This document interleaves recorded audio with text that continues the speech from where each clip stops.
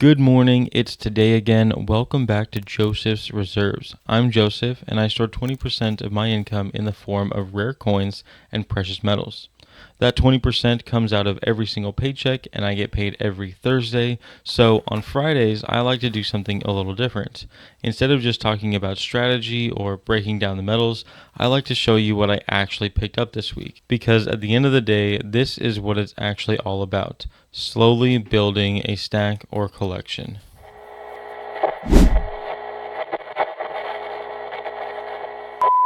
Congratulations to Just Mike for being the first to get to my comment section on my last video yesterday. Thank you so much for the support. We're going to get right into it with the first pickup. This is a 1 ounce silver eagle, but it is a proof strike. This one is from the year 2000 and it was struck in Philadelphia.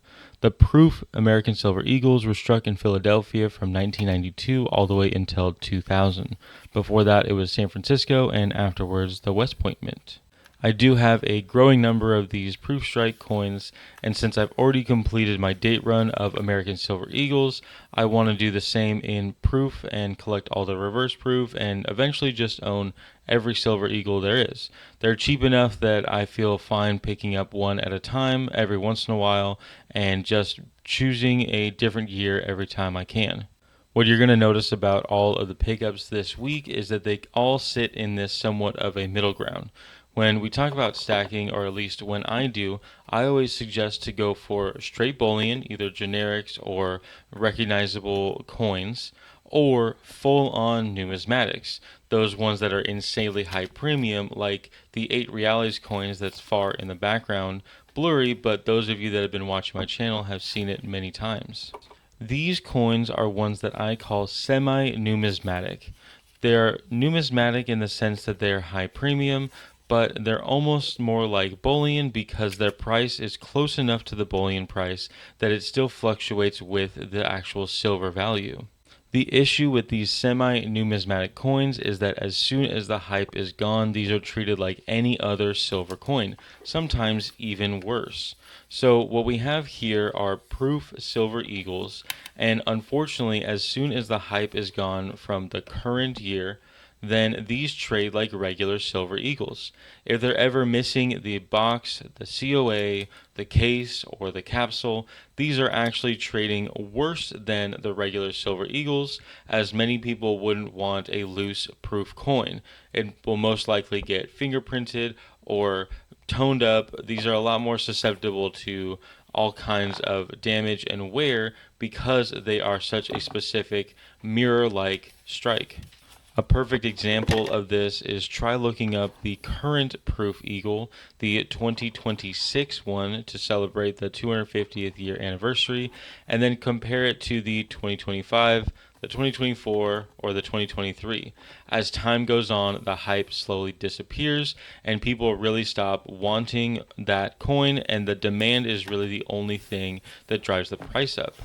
That being said, there are also these mint sets. These ones are a little bit more special, specifically this 10th anniversary. This is the lowest minted American Silver Eagle, and you could look up the prices of these. Sometimes they get pretty ridiculous. I personally traded a full tube of 20 ounces of American Silver Eagles just for this one coin, as well as 1.8 ounces of gold to attain the other gold coins within the set. When it comes to these proof eagles, I'm able to buy them at regular eagle price if I play on the fact that I'm getting ones from a few years ago at least.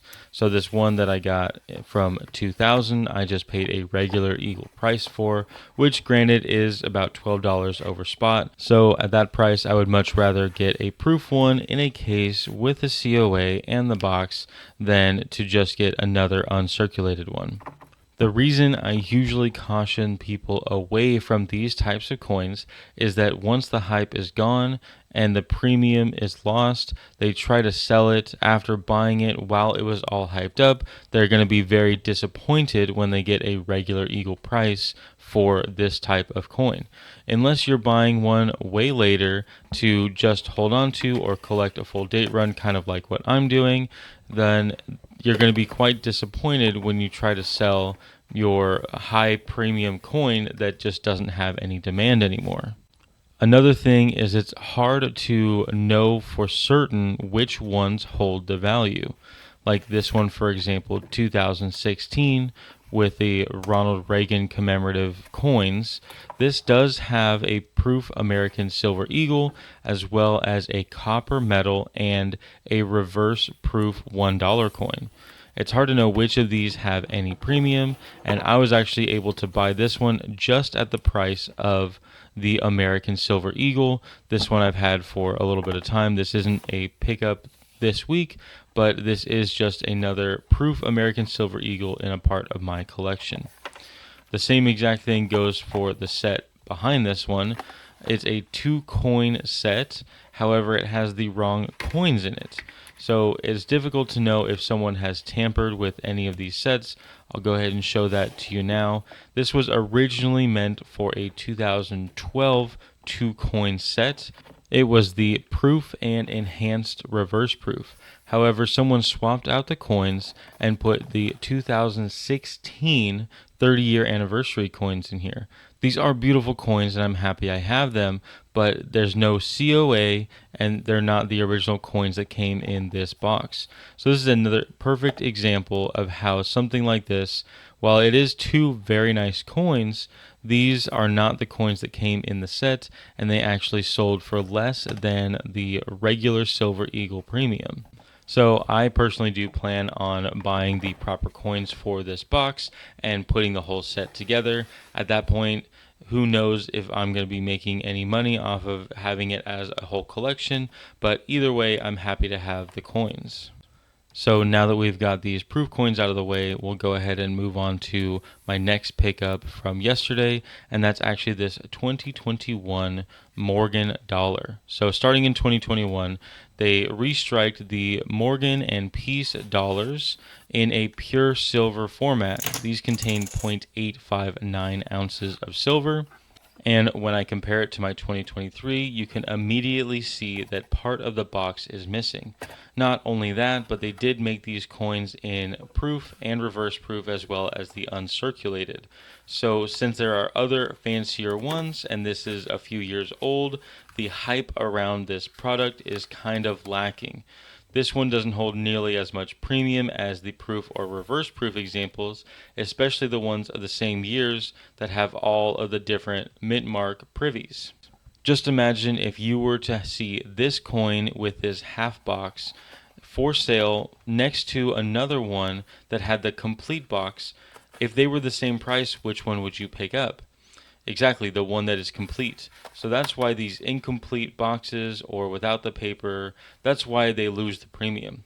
This one from 2021 with the half box, I was able to pick up at the normal generic rate, and that is $4 over spot per ounce as of yesterday.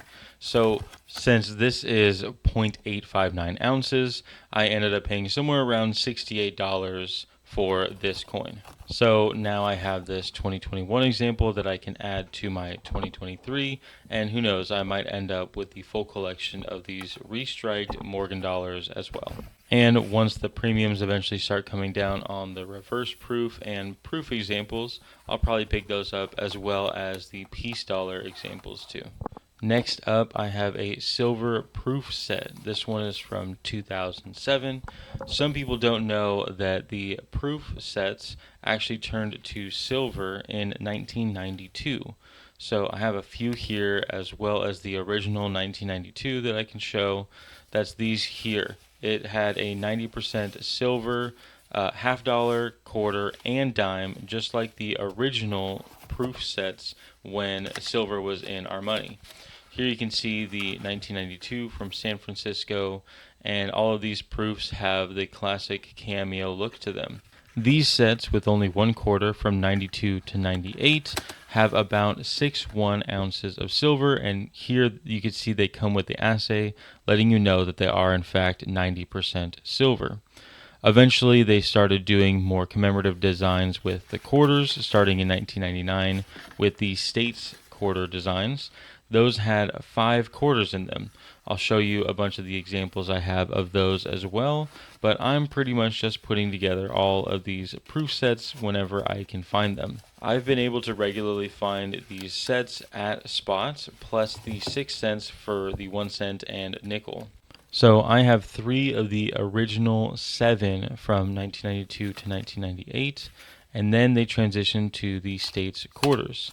I do have this from 2004, and you can see how these now include the dollar, and actually in 2004 and 5, both of the designs of the nickel. So this one I picked up for $1.11 over spot, where this actually holds about 1.5 ounces of silver now because there's so many more quarters. And if you can see the pattern, these are going for spot plus face value of the other coins that are included.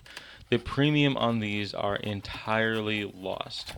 This is exactly why I suggest away from these types of products, especially as a beginner, unless you are buying the older ones for such a deal like these. Now we get to my pickup, the 2007.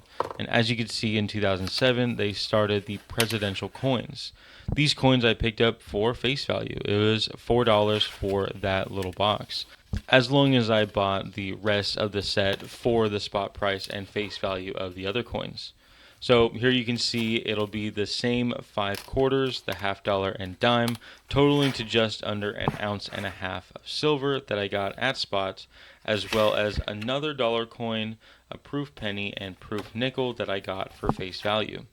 Of course, the states program came to a conclusion in 2008, but then in 2009, using the DC and territories program, they were able to have 6 different designs of quarters, as well as 4 different designs of pennies.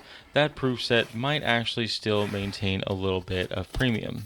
Then, after 2009, the United States Mint moved on to the America the Beautiful designs, and that is some of the proof sets that I'm going to be bringing out next. Of course, the America the Beautiful program aligned with a lot of the presidential coins and the addition of the Native American dollar coins. You could see in this 2017 set, while there were not any of the presidential coins, there was the Native American from 2017, which actually looks very, very nice in the proof finish. So, of course, I bought this one for $1.06 over spot, but that just means I got the silver coins at spot and the other proofs at face value. So again, I'm sure you can see the common denominator here. These have been losing their premium. And that actually continues here in 2018. This is the last year that the US Mint made any 90% silver coins. In 2018, not only did they make a proof mint set, but they actually also made a reverse proof to celebrate 50 years of minting proof coins at the San Francisco Mint. So here is a direct comparison of the proof and reverse proof. Even these reverse proof coins I was able to pick up at spot, plus the face value of the non-silver coins. In my mind, this is a awesome way to get really beautiful coins, just as long as you know that these will perform the same way 90% silver does. If you go and try to sell junk silver, you're most likely in today's market going to be getting somewhere between 65 to 70% of the silver value, and these will be purchased the same way. So please be cautious before spending all your money on these used to be collectible sets. And you didn't hear me wrong. I did say that 2018 was the last year that the US Mint made 90% silver. And that's because these proof silver sets transitioned to 3/9 fine in 2019 and onward. Even today, the proof sets are made with a 3/9 fine silver planchets. So the next thing I picked up was actually a continuation of my collection of all the designs of quarters after they transitioned to 3/9 fine. A detail I find really fascinating about these 3/9 fine quarters is that they actually weigh about 0.2 ounces. They're a little bit more, but they usually trade for about 1/5 of an ounce of silver. Yesterday, I bought 5, making my overall total 17 of these 1/5 ounce silver coins. And here is another example. If you could choose between these 5 coins or 5 coins that are in the original packaging with the COA and everything included, which one would you personally rather have? Well, it depends on how much they discount the ones not in the package, right? So immediately, these no longer hold their premium as well. The hype is gone for that specific year design, and these ones that are broken out of the set no longer hold their premium. Well, I didn't get these at spot. I actually got them at a generic price, which is $4 over per ounce. So I was able to pick up the 5 that I got yesterday for just $15.88 a piece. This is a huge example of why I suggest making sure you can get to a local coin shop. Even if you have to save up for some time and plan a trip to a local coin shop, it will be well worth your time. Since coin shops are regularly buying products like this and there aren't many people buying it from them, they are very often able to significantly discount them compared to online dealers. An online dealer can have a listing for as long as they want, and there will be hundreds of thousands of people buying from them. So they won't be willing to discount nearly as much as a local coin shop. Overall, what I want to share about in this video is the fact that the semi-numismatic premiums, the products that are hyped right now, will likely not hold their premium in the next couple of years. Even the semi-quincentennial 2026 coins will probably just go for their spot price or just a little over their spot price like a regular coin does in the near future. So just keep that in mind when you're at your shop buying certain products. If they give you a generic deal, then they're treating these coins like generic ounces, and when you sell it back to them, they will do the same. If they give you a spot deal for 90% silver, they're treating it like any other 90% silver, and they will do it again when you come back to sell it to them. All I'm saying is that you need to be reasonable with your expectations on how these coins perform. That is why for the beginners, I highly suggest staying with the regular liquid bullion, generic and recognized silver coins, or the highly notable numismatic value coins. Anyway, these are my pickups this week. Let me know down in the comments what you think about each one that I picked up. I just made my own line of coffee. Joseph's Reserves It's Today Again coffee. Most mornings aren't dramatic. They're quiet. You wake up, pour yourself a cup, and now you have a choice. Drift through the day or take hold of what's in front of you. That's really what this whole thing's about. Showing up, building good habits, staying disciplined in the small things. Whether that's stacking consistently, learning something new, or just being faithful with what you've been given. I put these words on every bag to remind myself first. Every morning is a gift. Not yesterday, not tomorrow, today. So take a breath, take a sip, and let's get to work. It's today again. You can now write me at Joseph's Reserves, 10160 Highway 242, Suite 800, number 401 in Conroe, Texas, zip code 77385. Make sure to include your information so I can write you back. If you like this video, go ahead and go down and give it a thumbs up. Go to the comment section for any questions or comments about this topic. Share the video with anyone you think may like it, and subscribe if you haven't already. But most of all, thank you so much for watching. And just remember, every ounce adds up, so no matter how small, just keep stacking.